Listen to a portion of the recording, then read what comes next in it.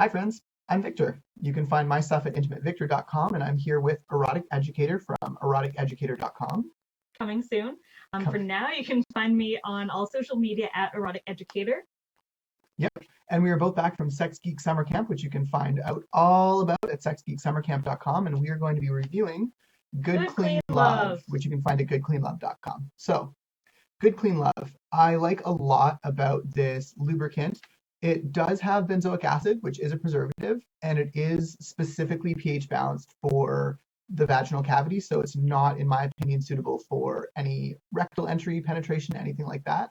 What I will say is that I like that it doesn't really smell like anything. If I open this, it's almost like a tiny bit of vanilla. Yeah, kind Right? of. It's like actually a little quite nice. bit. It actually reminds me of vanilla extract, but in a good way. I think what I'm smelling is the aloe, because I know there is aloe leaf juice in this.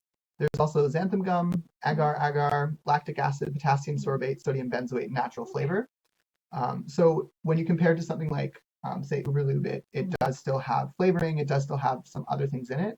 It does tend to stay fairly slippery, but when I dry it out, it's significantly gummier as soon as I blow on it.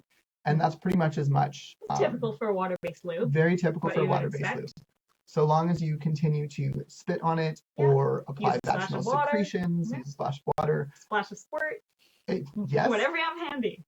Absolutely. And now that I've actually used this lube for vaginal and anal sex, I can confidently say I got the result I was expecting, which was when I had anal sex with this, I got the feedback, oh, that's burning. And this is with a partner with whom I have anal sex with very regularly and with whom that has never been a problem for us. So that's something about these lubes that are pH 3.5 to 4.5 that are really balanced for the vagina. Yeah. They are very balanced for that pH, and that pH is very unbalanced for anal sex. The one thing I actually really do think is kind of the shining award for this lube versus a lot of other lubes is it is isomolal, which means the grams of solutes dissolved per kilogram of solvent is the same as it is inside the vaginal cavity. So it isn't going to cause a swelling of your cells with lots of water, and it isn't going to desiccate your cells until they die and slough off, which is absolutely a problem with some of the lubes out there. Yeah, it's something you definitely want to avoid.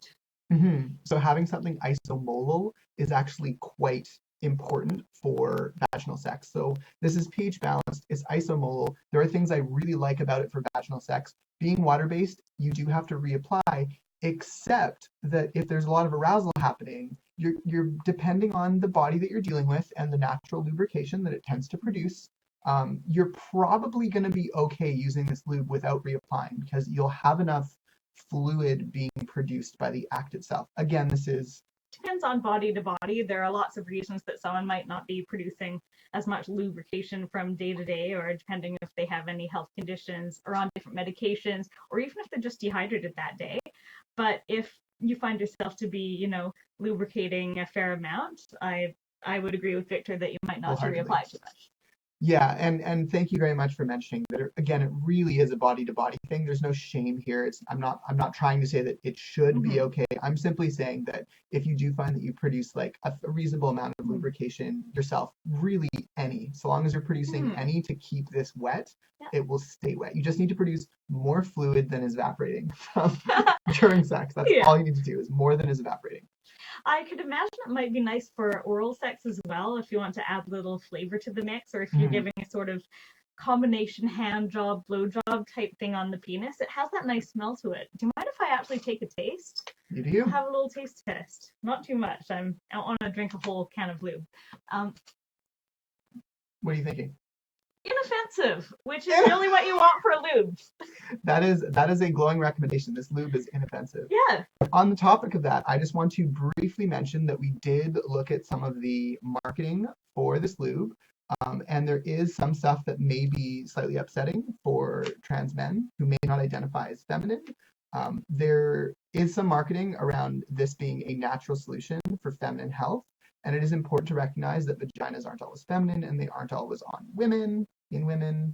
So yeah, just let me take note of, we did give that feedback to the folks at Good Clean Love, and they were actually incredibly responsive and receptive to that. So props to them. That's all for now.